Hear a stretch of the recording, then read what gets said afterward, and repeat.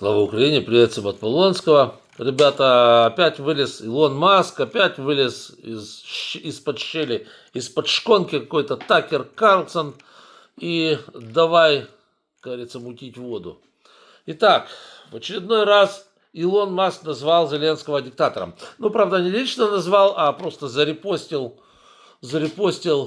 пост другого человека в Твиттере. Но надо сказать, что Илон Маск репостит только в том случае, если он с постами полностью, как говорится, согласен. И вот в данном случае он выразил полное согласие с постом, где говорится, что Зеленский диктатор, он ущемляет свободную прессу и сажает в тюрьму оппозиционеров в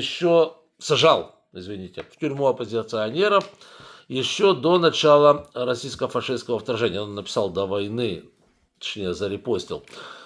Второй клоун — это Такер Карлсон, который заявил, что Украина является антихристианской страной. Вот он прямо оттуда видит, что Украина прямо из США, из-за большого прекрасного океана, как говорит этот самый, господи, прости, Трамп, видит, что Украина вот такая вот, значит, страна антихристианская. А еще что мы там делаем? Ага, мы приняли трансгендерность. Честно говоря, я вот трансгендеров, вот сколько живу, сейчас попытаюсь вспомнить, где я мог видеть, хоть раз в жизни. Видел одну, вот это вот есть у нас, да, она давно уже, правда, или он, или как она там, как же она называется? Монро, как-то девица Монро, или как-то так. Вот. Напомните, кто там помнит. Да, но уже лет 15, наверное, ходит. Вот. И все, больше я не видел. Ну, может, есть где-то. Я не в курсе дела. Но чтобы в Украине это была какая-то проблема, ну, честно говоря, даже я ходил, знаете, на очень многие митинги там до войны и так далее. Просто на массе митингов был. В принципе, вот на ЛГБТ у нас же марши были, ну, ходил когда-то, ну, так, а что их запретить? Ну, как вам сказать, я их не поддерживаю от слова, вообще не поддерживаю, вот, и лично я против этих маршей, но вот они раз в год у нас только в Киеве и проходили, все, больше я не могу даже вспомнить, несмотря на то, что, еще раз говорю, по роду занятий в свое время до 22 года ходил на очень многие митинги. Вот, то есть проблема просто высасывается из пальца. Ну а то, что Украина находится в состоянии войны с христианством, я вам объясняю ситуацию. Это же не имеет в виду московскую церковь, что у нас не приветствуется московская церковь. Ну, что я вам могу сказать?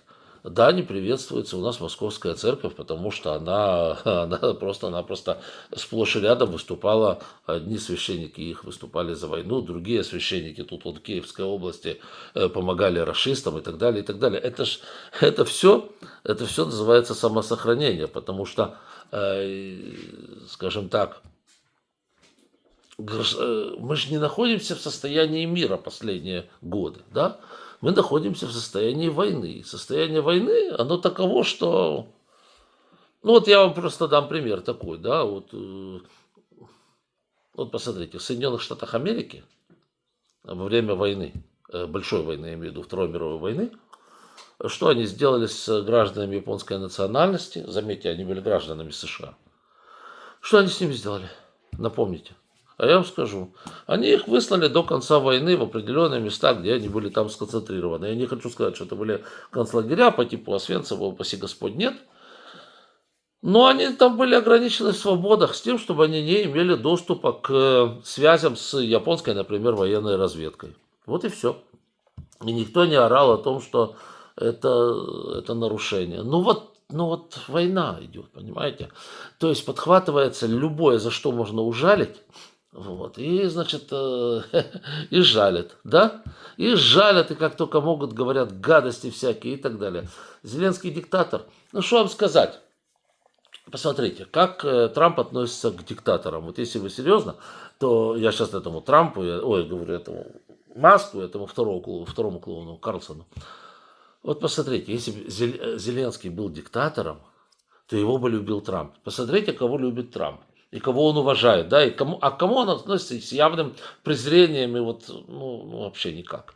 Значит, он любит, уважает и так далее Ким Чен Ына, он любит Путина. Не любит, но относится с большим пиететом, уважением к дядюшке Си в Китае, да. Он любит Витька Орбана, который там уже сколько, 20 лет у власти. Вот. Но единственное, что тут же минус такой, что он почему-то думал, что Орбан это президент Турции. Правда, Эрдоган обиделся, но я не знаю, сейчас уже Трамп в курсе, что Витек Орбан все-таки не из Турции, а из другой страны. Вот. Ну, по-моему, уже в курсе, да. Но вы видите, что объединяет этих всех лидеров? Правильно, бессменное нахождение у власти хренову тучу лет, подавление инакомыслия и т.д. и т.п. Вот. Зеленского он явно не любит, но из всех его постов сквозит просто, мягко говоря, нелюбовь. А кого он не любит? Он не любит европейских, например, лидеров. Вот вам, собственно говоря, и все. То есть абсолютно очевидно, что, скажем так, Зеленский не входит в число априори тех лидеров, которых Трамп уважает. Значит, уже это выделяет его в ряду тех, кого он любит, и он не является диктатором. Знаете, что я вам скажу? Карлсон, Маск и им всем подобное. Если бы Зеленский был диктатором, вы бы все ему вслед за Трампом пели сейчас дифирамбы, потому что ему бы пел дифирамбы ваш предводитель. Поскольку Зеленский диктатором не является, то ваш предводитель ему дифирамбы не поет, а периодически обливает дерьмом. Вот, собственно, и ответ на все ваши потуги. А вы и дальше продолжайте считать диктатором, антихристианским, еще что-то. Нам на это, честно говоря, глубоко начхать.